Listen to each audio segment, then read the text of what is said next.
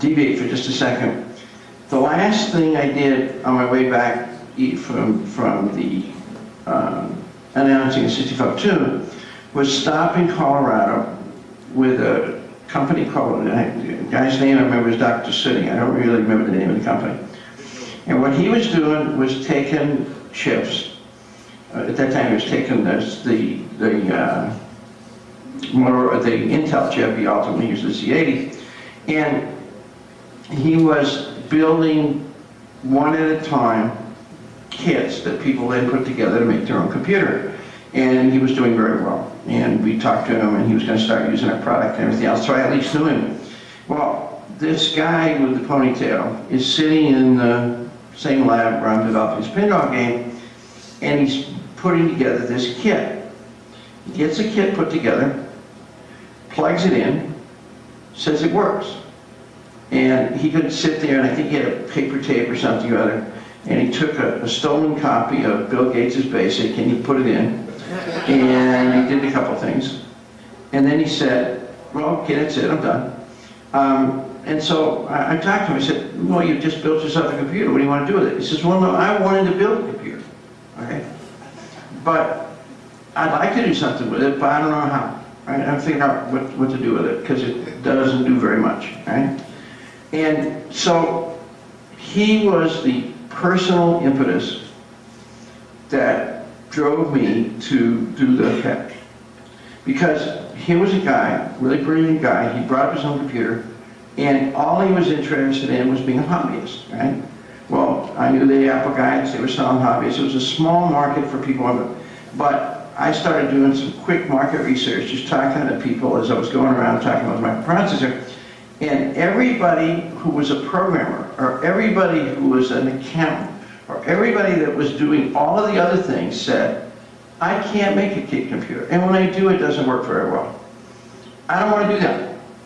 So it became really obvious that I had to stop working on my cash register and stop working on my credit verification system.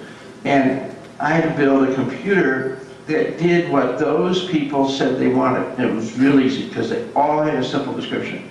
They wanted something that's got a video screen. My friend Larry Hiddle went off and put monitors in everybody's life. So most of these people had seen a computer with a monitor. They wanted a monitor, they wanted a keyboard, they wanted BASIC, okay? And at that time, they wanted something that was better than paper tape. It was an easy spec, okay? So I talked to the guy that I was dealing with in Florida, and we thought we might go off and do something with him. About that time, Commodore was a calculator company.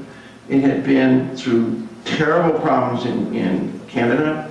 A guy by the name of Irving Gould had bought the company off the street. Irving was a real aficionado for Japan. I should want to put a Japanese girlfriend forever. And he came to Trammell and he said, Trammell was making mechanical calculators, and he's making them in Germany and everything else, and he said, forget it, just forget it. The Japanese have some product you can use and you can tie in with some of these semiconductor companies, and we're going to make a small calculator based around this Japanese technology. And they did. And then companies like MS Technology and TI were making better and better. The Japanese really weren't making a calculator, they were making all the little pieces that went in. And that made Commodore a leading supplier of handheld calculators. The problem is they were handheld LCD not LCD. LED. Prior technology. I lost it. LED. Thank you very much. They were making LED technology. The battery life was about a minute, and and so you put all this power in, right? But you better keep the damn thing plugged in, okay? But it's sort of handheld, right? It's handheld to a battery, to a wall. And they were making these things, they were having lots of fun. And this guy in Japan that designed the watch, right? The LCD watch, came up with a bigger, better LCD. They took the CMOS process and kept it to themselves, built the CMOS calculator, and all of a sudden, there was going to be no market for calculators. So as a bridge, Trammell had bought dye from this guy in California, and he had reduced the cost of his calculators enough so he was able to play against TI, who at that time was trying to squeeze all the guys doing LED calculators out of the business. And so he decided that he wanted to buy a semiconductor company, and at the same time, the guys at MOS Technology who were making this tie-in calculator, the market was going away. We're in a cash bind, and we couldn't dig them out of it fast enough. So Trammell basically bought the company for the calculator business, nothing to do with personal computers, right? I just took a look and said, you know, I'd really rather live in California. I love to live in California, and then in Florida. Oh, nice place, Florida. But I said, I'd rather live in California. So I got on an airplane and flew out to talk to a guy by the name of Andre Souzon. Andre was the engineering manager for Commodore, and I had met him at a previous company that did electronic calculators, and he was enamored, once we talked about it, with the idea of let's go build a personal computer. So he went to Trammell and said, give these guys some money, they can go off and do it. And in Trammell's inimitable way, he says, okay, I'll give them 6 weeks or whatever it was, some ridiculously short time, and if they can do it, fine, if not, I'll fire them. That happened a lot. Anyhow, so, but Andre and I were totally convinced we wanted to do it. Now, Andre was living in California, he was a very hip guy, and he knew the guy that invented the pet rock, okay? So, he said, we're going to call this computer PET, because if a guy can sell a rock for 25 bucks, right, we can sell a computer that's called PET, all right? So, no matter what you heard, Peddle, Ego Trap, Personal Electronic Transactor, all that, I was stuck with the name PET, because Andre, who was kind of back in the program, was convinced that what we should call it was the PET, all right? Now, what's funny, and I'm going to tell you this now because I'll probably forget it later. We were never able to sell the PET computer in France because PET means shit. This guy was a goddamn Frenchman. He knew that. Okay?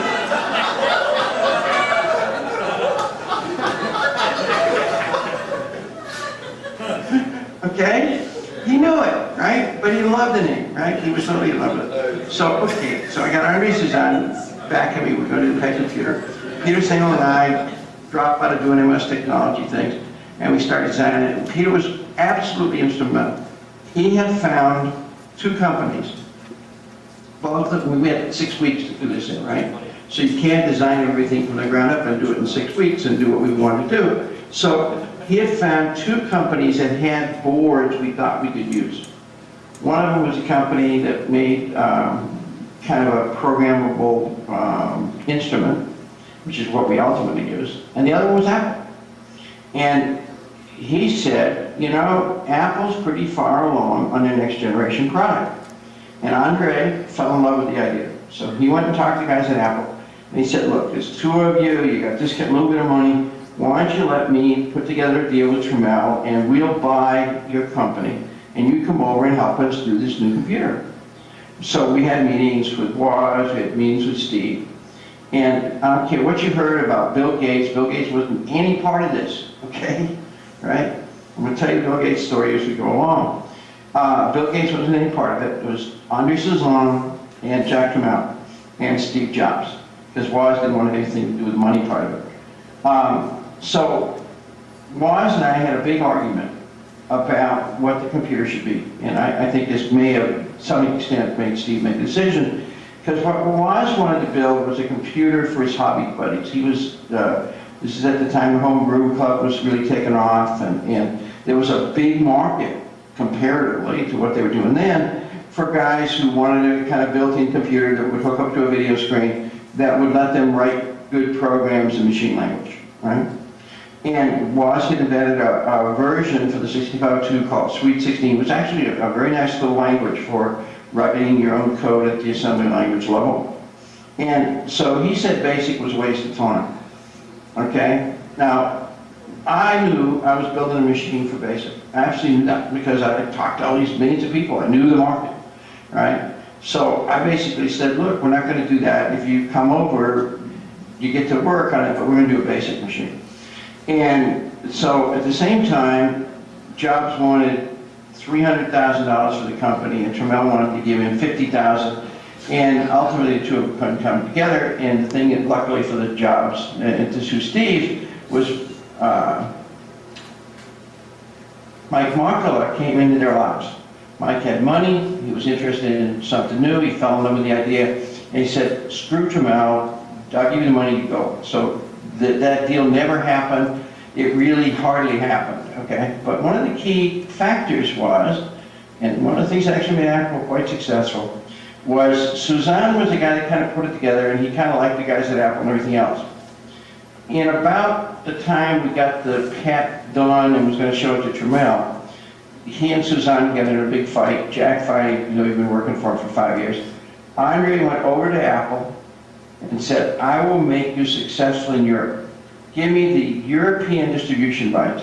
And oh, by the way, I'll put money in now to help you guys get the product to market. Andre became one of the richest guys in that whole Apple deal, because when they were going to take the company public, somebody discovered that one guy had all the rights into Europe for this product, and they basically said, guys, you can't have that. And Andre, being a relatively good negotiator, got an enormous amount of Apple public stock. So he went on to let Trammell throw him out, name the pet computer, help us build the original one, and become very, very, very rich because of Apple. Okay? I'm sorry, we deviated. I just want to get some of these key players in the way. Peter Sano, who had done all this wonderful work, he helped me when we couldn't do the Apple II, we took this other thing, we actually built this wooden case. Peter and I were both out of the computer industry. We know what a monitor should look like, we knew what the line should look like. We had this nice, smooth, pretty product. And I had a prototype for it, we did it in wood, we'd gone out and get some guys to talk about tooling. And you remember I told you that the calculator business was just going to hell. Well, Trammell didn't have the money, you know, he would admit it, to tool the case we wanted to use, right? So, and he didn't like the keyboard. Now, I got to tell you about the chick with the keyboard, because it really and truly is one of those cases where sometimes you have to listen, and sometimes you're right, but you're really wrong for a little while. Trammell had built his first calculators with calculator keyboards. And then this funny company called Hewlett-Packard comes along with this crummy little calculator with keys you have to kind of poke your finger into and kick its butt, right? So he said, why do you know that the personal computer, which is a new concept, doesn't want a lot of keys that you can punch like the HP calculator and not like a typewriter? And he said, oh, by the way, you remember the typewriter was designed to be too slow to type on because the typewriter had to be slow. Well, you know, that was pretty good logic. All right? He was actually, I mean, it was a logical conclusion that was wrong. Right? But the reason he did it, even though he wouldn't admit at the time, is he didn't want to tool a keyboard either. He had this keyboard, Japanese keyboard, we were able to fool around with it, make it fit inside, and put all those nice little characters on it. So then the next revelation was, well, I got this sheet metal company in Toronto, and they're supposed to be making cabinets and selling, but they're not selling enough cabinets. So instead of paying tooling money, we're going to design the original pad so it's made out of metal. And we're going to make it so these guys can make it in this factory. That got me very hysterical because, you know, I knew, even though it didn't matter as much as I thought it did at the time, that what we wanted was something that was sleeker and nicer looking and everything else. But those are the stories about why we had the chiclet keyboard and why the original PET is a set of square metal boxes welded together, right? So that's one piece of the history, and that ties you together with Suzanne, and it ties you together, but it doesn't get the key players in, right? There's a couple key players. So we're going to take Gates and bring him into the story. I was in Pennsylvania, and this guy calls me up from Microsoft. And he says, I've written a version of BASIC for the 6502. And my boss told me I'm an idiot, because the 6502 is a crummy machine. So he wants me to get rid of it. Would you please help me? So when I'm driving across the country, when I'm doing this pat, I load a van up with one car, tow another car, take my wife and a couple kids in another car, and we drive across the United States because at that point in time we're doing everything on the cheap.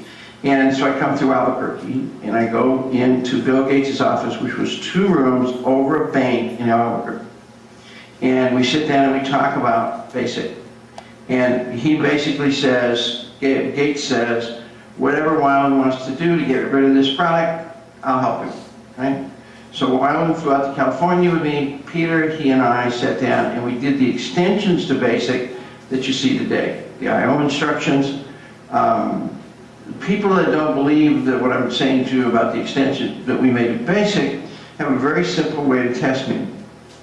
If you look at a PET keyboard, you'll see these funny little card symbols. If you look at the ASCII extended character set, you'll find they're in the same place. And the reason is we needed to make cards because we wanted to use text graphics. So we extended the ASCII character set, and ultimately, most people just kept our extension, partially because Gates drove it. So the extended character set, if you look at the extended character set, you still find little hearts, diamonds, and corners, and all that stuff there. And that's because we wanted to make a keyboard, see that's how we're making this little chiclet keyboard, that people could make figures with, and they could make cards with, so therefore, what we did is we extended BASIC so we could do the I/O we needed to do to drive the tape drives and run the IEEE bus and all that sort of thing. But we also put in the extensions that allowed us to do the drawings and to do the, and we send the ASCII character set. So what happened then is we get the extensions, they wrote them, Wyland wrote them, and then Gates said, I want to sell this to you. And we said, well, we don't have much money. So he says, okay, you can have it at this price. And I'm morally committed not to tell you how cheap it was, but you couldn't buy a car today for what we paid him, okay? For the original BASIC, because he didn't believe in 6502. So that was an important step in Bill Gates' life that he made for the wrong reason, right? And you never heard the name Rick Wyland, because I don't think he even got rich, right? But he was the guy that did it for Gates. Okay, so we've got a BASIC. We know it's we know that we're going to build the product in BASIC, and we know the BASIC is now strong enough to do the kinds of things we know we need to do. We sort of designed a keyboard. We have a couple Japanese guys that are helping us design that.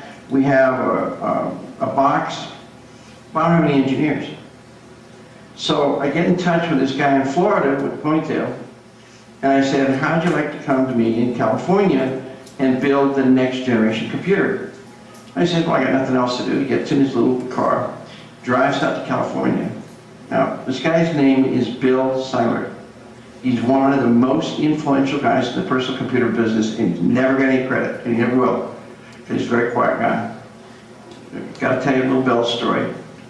When Bill pulls up to my place in California, he's got this crummy little, remember the original Honda, right? And I said, well, when's your stuff coming? And he said, well, it's not. He says, I'm like a turtle. I don't have money, okay? Bill does not, Bill Seiler does not anymore able to get around in his single turtle type environment. But it was a funny transition. So I got this ponytail guy that's a good engineer, but not that great a programmer. Here's where my friend Roger Camp changes the world.